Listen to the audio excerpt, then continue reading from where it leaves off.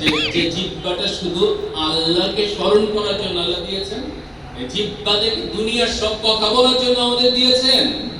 জিহ্বার মাধ্যমে কি জিহ্বাটা এক দুই সুতা মোটা হলে আপনি তুতলা হয়ে যেতেন, আর একটু মোটা হলে কথাই বলতে পারতেন না।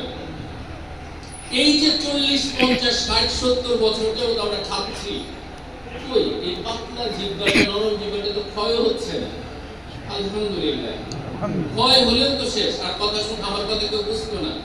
আমার এক বন্ধুর বাবা তো কথা বলতে পারে না, তার কথা কেউ বুঝে না। তাহলে আপনি এমন কোন জিনিসটা আছে আল্লাহ আমাদেরকে দয়া করে যেটা দিয়েছে এটা স্বীকার করব? সেই মালিকের, সেই রবের আদেশ নিষেধগুলো নিজে পালন করছি না। আমার সমাজে অনেক অন্যায় অবিচার হচ্ছে, প্রতিবাদ করছি না। আমাদের সমাজে রন্ধ্রে রন্ধ্রে সুদ ঢুকে গেছে, আমাদের কোনো কথা নাই, আমাদের কোনো কথা নাই। তো আমার সমাজ থেকে সুদ উৎখাত করার ব্যাপারে আমার ভূমিকা ছিল, আমরা চেষ্টা করছি। এনজিও থেকে যেন কেউ ঋণ না নেয়, আমরা কর্জে হাসানা দেওয়ার চেষ্টা করছি। বা এরকম বিশেষ কোন উদ্যোগ নিয়েছে? একটা এলাকা, একটা গ্রাম আছে, হাত তুলতে পারবেন?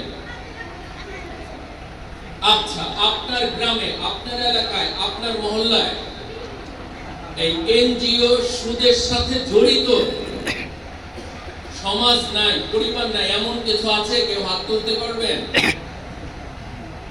আমার প্রতিষ্ঠানে প্রায় 100 করে এই যে বুয়া বাবুর্চি আছে, টাঙ্গাইলে প্রায় 100 মতো হবে।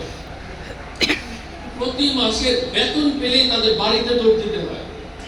আমি অবাক, কেন আমার বাসার গুলো সুদের কিস্তি দিতে হবে, এনজিওর কিস্তি দিতে হবে? এক্সক্লেমড, কিভাবে এটা হলো? আল্লাহর দয়া রহমত কিভাবে আমাদের মাঝে আসবে বলেন? যেখানে ছেয়ে গেছে সুদে, আমরা এ ব্যাপারে সমাজ থেকে উদ্যোগ নিচ্ছি না। আমাদের চেষ্টা করতে হবে, আমাদের জমিয়ত থেকে কর্জে হাসানা ফান্ড করতে হবে।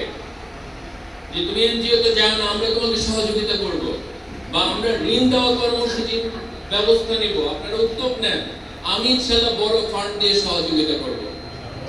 আল্লাহ আমাদের সহায় হোক। তো আমি আমাদের এবার যেহেতু এটা আমাদের দিনব্যাপী কর্মশালার মূল বিষয় আছে। আসলে আমরা সমাজে কথা বললেই আমার কথা শুনবে এমন না। সমাজে আমরা যারা ধরেন দায়িত্বে আছি, আমাদেরকে অনেকে পছন্দ করে না, বিকজ অফ তারা দেখে যে ওনার পরিবারের সদস্যরাই উনি যা বলছে তা মেনে চলে না। কাজে আমাদের পরিবার থেকে সবকিছু ঠিক করতে হবে। আল্লাহ চায় ইনশাআল্লাহ এটা আমরা পারবো। আর আমাদেরকে যে গুণগুলো অর্জন করতে হবে সেটা হলো এই যে আমরা এখানে এসেছি, আমরা যদি ইসলামের ভাষায় বলি, আমাদের ইমাম সর্বোচ্চ মর্যাদাশীল, ইমামদের আমাদের সর্বোচ্চ মর্যাদা আছে, তাদের নির্দেশ মতোই আমাদের চলা উচিত। দ্বিতীয় পর্যায়ে আমাদের আলেমগণ, তাদের নির্দেশনা মেনে আমাদের চলে সমাজ প্রতিষ্ঠা করা উচিত। তৃতীয়ত আমরা যারা টুকটাক জ্ঞান অর্জন করেছি তাদের বক্তব্য। তো আমরা এই যে আমাদের প্রতিষ্ঠানগুলো চালাই, এবং নিয়ার অ্যাবাউট ধরেন আমারই তো প্রায় 1000 স্টাফ এখন। তো আমার যদি লিডারশিপ না থাকতো আমি এত বড় অর্গানাইজেশন চালাতে পারতাম না। এটা আল্লাহর দয়া এবং অনুগ্রহে আমি অর্জন করেছি। এই যে যুবক ভাইরা, তোমাদের উদ্দেশ্যে বলি যে আমি সুদপান করতাম সেই ক্লাস 8 থেকে। তো সেই ক্লাস 8-এই আমাকে সুদপানের পদ দিয়ে দেওয়া হয়েছিল। এই যে যুবকদেরকে একত্রে করে প্রোগ্রাম করা, তাদেরকে নিয়ে কাজ করা, তাদেরকে নামাজের জন্য ডাকা, এগুলো থেকেই কিন্তু আমার মধ্যে লিডারশিপ তৈরি হয়েছে। কাজে এই যে ইসলাম আমাদের নেতৃত্ব গুণাবলী অর্জন শেখায়, ইসলাম কিভাবে সমাজ চালাতে হবে তা শেখায়, ইসলাম কিভাবে তুমি জীবনে বড় হতে পারবা এটাও শেখায়।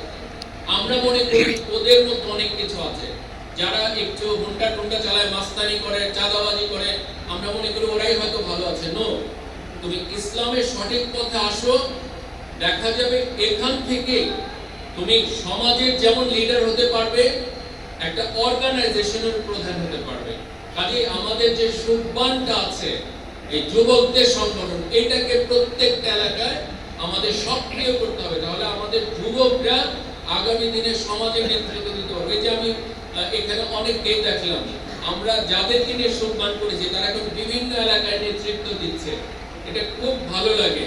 এই যে আমাদের ইব্রাহিম খলিল ভাইকে দেখলাম না, সুখীপুর থেকে আসছে, এই যে আমাদের সম্মানের নেতা আব্দুর রহমানও তো সম্মানে ছিল। তারপরে আমাদের এখানে বল্লার জানি কাকে দেখলাম, আচ্ছা হ্যাঁ, এবং এরা সবাই কিন্তু সম্মান থেকে আজকে লিডারশিপে চলে আসছে, এবং আপনারাও এখানে অনেকেই আছেন যারা আমাদের সাথে সম্মানে ছিলেন।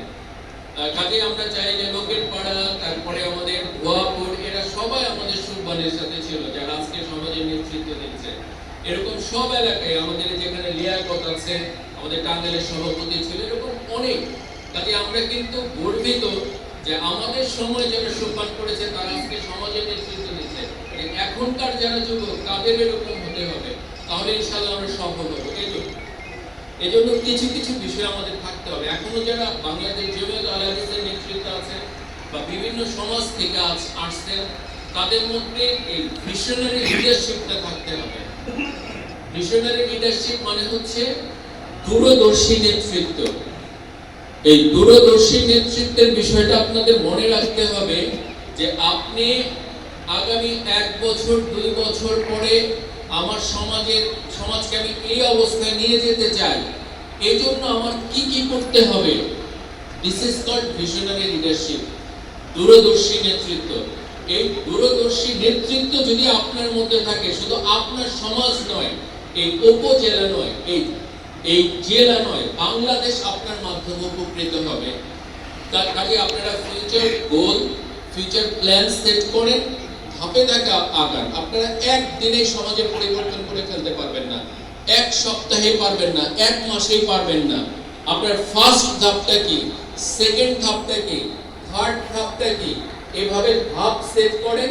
ইনশাআল্লাহ আমাদের প্রত্যেকটা সমাজ আমাদের এই সহি আকীদা ভিত্তিক সমাজ হবে, এবং আমাদেরকে অনুসরণ করে আমাদের যে অন্যান্য আমাদের মুসলিম ভাইরা আছে তারা এই সহি আকীদার ছায়াতলে আসবে ইনশাআল্লাহ। যারা শিরক বিদআতে লিপ্ত আছেন তারা এখান থেকে আমাদের কাছে চলে আসবে। আমাদের এই উত্তম আদর্শটা প্রতিষ্ঠা করতে হবে। দ্বিতীয়ত, leadership means responsibility. Leadership means responsibility. আপনারা যারা সমাজের নেতৃত্ব দিবেন তাদের দায়িত্ববোধটা থাকতে হবে।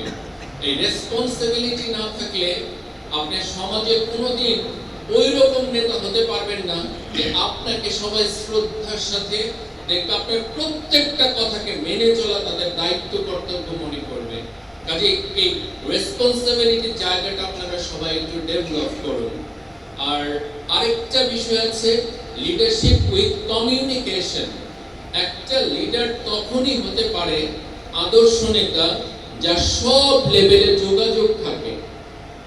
আপনার সমাজের প্রত্যেকটা ঘরের, প্রত্যেকটা আপনার ধরেন এলাকার প্রত্যেকটা গ্রামে আপনার কি থাকতে হবে, সদস্যদের সাথে আপনার কমিউনিকেশন, যোগাযোগ থাকতে হবে। এগুলো থাকলে আপনি যেভাবে সমাজ পরিবর্তন করতে চান ইনশাআল্লাহ সেভাবেই সমাজ পরিবর্তন করা সম্ভব হবে। আল্লাহ আমাদের সহায় হন। এই বিষয়গুলো মাথায় রেখে কাজ করবেন। আর সব সময় মনে রাখবেন, আল্লাহ আমাকে এই দুনিয়াতে কিছু দায়িত্ব দিয়ে পাঠিয়েছেন, এবং সেই আল্লাহ আমাকে সব সময় দেখছেন। আল্লাহ আমাকে সব সময় দেখছেন। আমরা অতি ক্ষুদ্র মানুষ, আমরা অতি ক্ষুদ্র মানুষ। আপনারা এই যে নজরুল ভাই অনেক ভালো বক্তা, উনি অনেক গবেষণা করেন, অনেক বিষয় নিয়ে আলোচনা করেন। আমরা যে পড়ালেখা করি ইসলামের কানেকশনে সব অভিভূত হয়ে যায়। আমরা শুনি এই দুনিয়া যত বড় তার চেয়ে অনেক বড় আমাদের ফার্স্ট আসমান, তাই না নজরুল ভাই? তার চেয়ে বড় সেকেন্ড আসমান। একটা মরুভূমির মধ্যে 3টা রিং ফেললে যতটুকু বড় ততটুকু বড় হলো আমাদের এই দুনিয়া প্রথম আসমানের তুলনায়। এরকম 7 আসমান, তার চেয়ে বড় জাহান্নাম, তার চেয়ে বড় জান্নাত, তার চেয়ে বড় আল্লাহর আরশ, তার চেয়ে বড় আল্লাহ। আল্লাহু আকবার। সেই আল্লাহ আমার যে শাহরগ তার নিকট করতে আছেন, আমাকে দেখছেন। আমরা অতি ক্ষুদ্র। দেখেন আমরা তো একটা সৌরজগৎ আছে, তাই না? সৌরজগতে পৃথিবী কত